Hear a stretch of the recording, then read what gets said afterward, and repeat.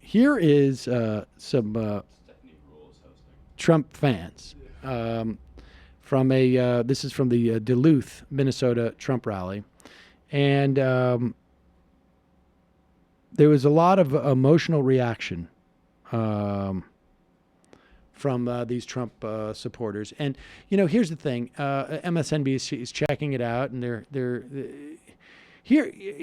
Well, let's listen to some of the emotional reactions of Trump supporters. I want to share what some attendees at President Trump's rally had to say last night. When a person robs a bank, he's separated from his family anyway, same as the people coming in this country. I'm an immigrant myself. I came here in 2000. And when we immigrated, we came here legally. Our family means a lot to us, so we have to do it. I see you getting emotional. Why is that? Because he doesn't.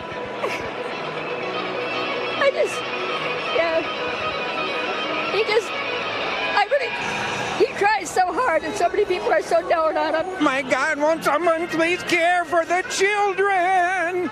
Well, those children, if I get arrested, my kids aren't going to see me for a while either. There you go, mocking the concern for the children if I get arrested. But of course, wow. This guy would never get arrested for a misdemeanor. It is virtually impossible for someone to get arrested. In fact, maybe I'm wrong about this, but I would say the incidence of people being arrested and detained and separated from their children for a misdemeanor, like 91% of the people who went through the process were charged with a misdemeanor. And we're talking, I don't know, hundreds of people at least. I would bet that in the past 2 months, there has been more people through these detention centers separated from their children and arrested and confined because of a misdemeanor than has been the case in years in this country, across the entire country. Is this true of, to your knowledge? I'm on nolo.com, which looks like a law site. It says, in most cases, an officer can arrest an adult for a misdemeanor without a warrant unless he witnesses the person committing it. A misdemeanor, not just arrested, but detained. Not just cited, but how many misdemeanors in this country? I wonder, someone's got to be able to figure this out. How many misdemeanors have led to children being separated from their parents?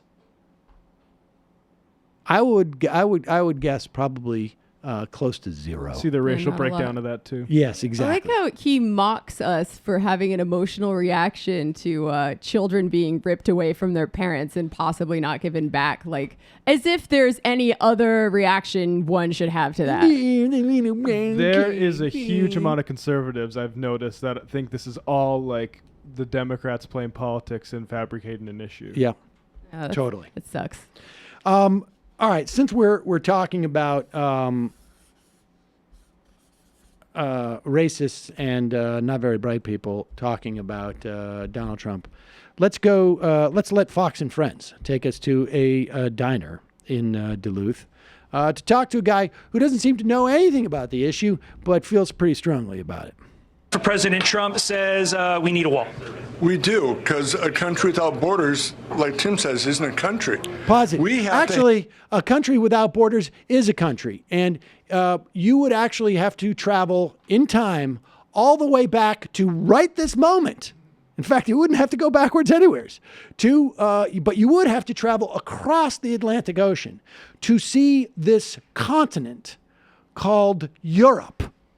And in this continent, this very exotic continent of Europe, there are many countries, and they don't have walls. In fact, they are, for all intents and purposes, I don't want to say borderless, because they do have borders, but you can traverse those borders if you are a member. It is known as the EU.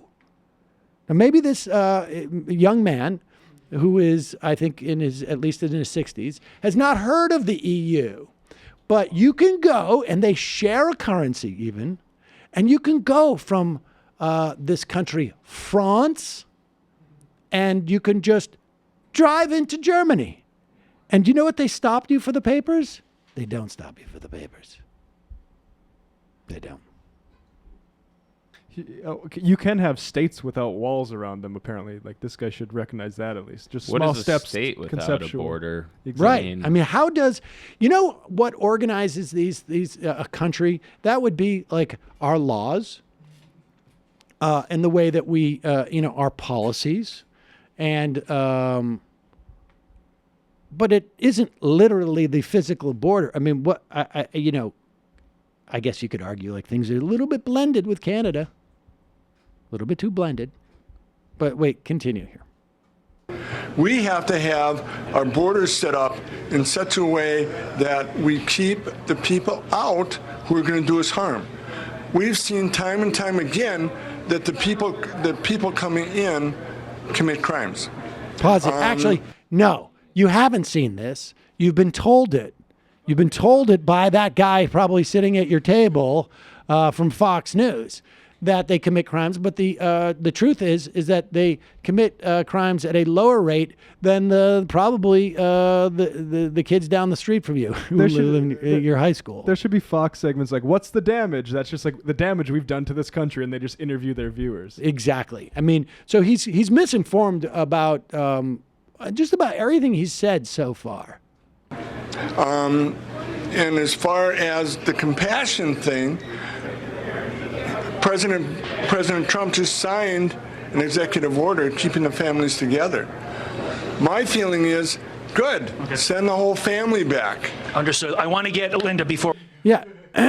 He had to sign that executive order because he had changed the policy to one that was not compassionate.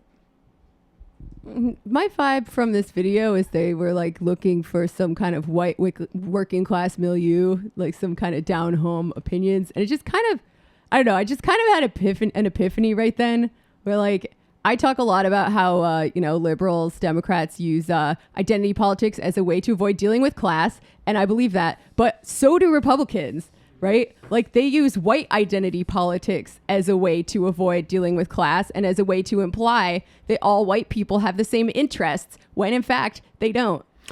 I mean, I think there are parts of the country where there's some unanimity about the white people's interests. I mean, now they may not be aware of it, that their interests diverge, but yes, that's what the whole heartland is supposed to be. Yes, we've hit the cycle with cable news networks going to diners to get a thought from Real America the past 2 days. We've literally had each network. It seems like there should just be some sort of YouTube channel that streams from a diner and like people get up and it's like almost like what like a reality show where they get into like the one booth where they get to express their and views. Like to the there's rest a of CNN little TV with CNN on. I mean, Jesus, of course. If they just ran a diner and they're like Real Talk America, it would be amazing. All right. Oh my that's God, my idea, a diner. folks. Wait a second. We're all racing to like, I'm going to buy a diner in like in Iowa, and just there's going to be one booth where somebody gets to go and go on the webcam.